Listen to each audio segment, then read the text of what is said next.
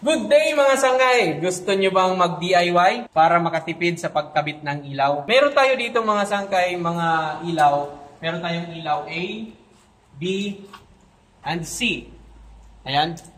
So yan mga sangkay, yung kanilang connection ay nandito sa isang utility box.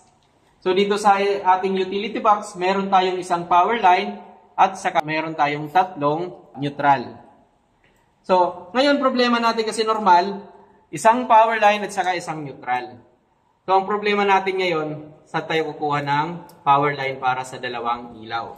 So, ang gagawin natin mga sangkay dito sa ating switch, lalagyan lang natin ng jumper. Ayan o. Simula dito sa switch A, jumper papunta sa B, B papunta sa C. Okay mga sangkay?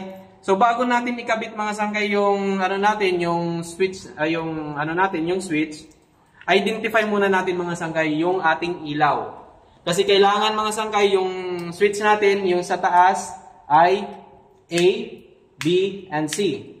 Okay? So paano natin ma-identify?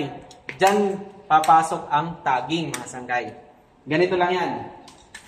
Una mga sangkay, dito sa A, unahin natin itong A, i-ground natin or i-tatap natin, okay? Hirap nito Okay. Tatap natin. Alamin natin kung nasaan yung kaniyang linya. Tap natin yung kabila, yung natin pala dito kahit sa 1,000. Dito sa line, tapos yung kabila naman ito dito sa mga neutral. Dito tayo sa unang neutral. Ayun, pumalo mga sangkay. Yan o. Ayan, pumalo. So, possible yan yung A. Tingnan natin, baka pumapalo din itong iba. Ito, wala. Dito, wala. So, identify natin mga sangkay. Ito ay ang A. So, lalagyan natin ng tagging.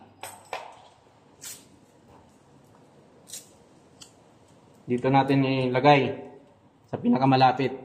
Yan yung A. So ngayon mga sanggay, gagawin naman natin yung B. Tatap pa rin natin.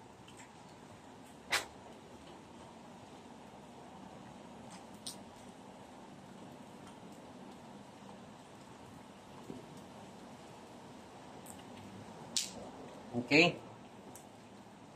Ilagay natin sa power line yung kabila, yon ang ipang-identify natin. Hindi na natin isasali yon kasi yon na yung A. Identify, pumalo, yung isa, wala. So, identify natin, ito, yung B. Lagyan natin ulit ng, medyo malayo-layo naman. Ayan mga sangkay. So, possible mga sangkay, ito yung A, B, at saka ito yung C. So, ngayon, ikakabit na natin mga sangkay. So, ganyan. Kung may label yung yung switch nyo, kailangan nakatayo. Tapos, sa taas yung A. Paano natin gagawin? I-attach natin yung, dito sa taas yung power line. Yan. Tapos yung A, i-attach natin dito sa kabila. Dito. Attach. Now, attach na natin. Dahil naglagay na tayo ng jumper, i-attach na natin yung B. Ito. Sa susunod naman na, na switch. Hindi sa susunod na butas kasi dito pa rin yan sa A. Sa susunod na switch. Okay? Tapos yung C, attach natin sa susunod na switch. Hindi sa susunod na butas So, ayan na mga sangkay.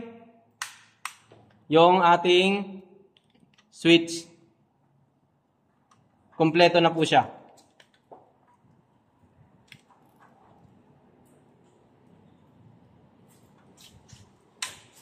So, yun lang mga sangkay. Para lang ito sa mga baguhan at gustong mag-DIY. Huwag kayong mag-alala mga sangkay. Safe yan. Naka-supervise tayo ng ating project engineer.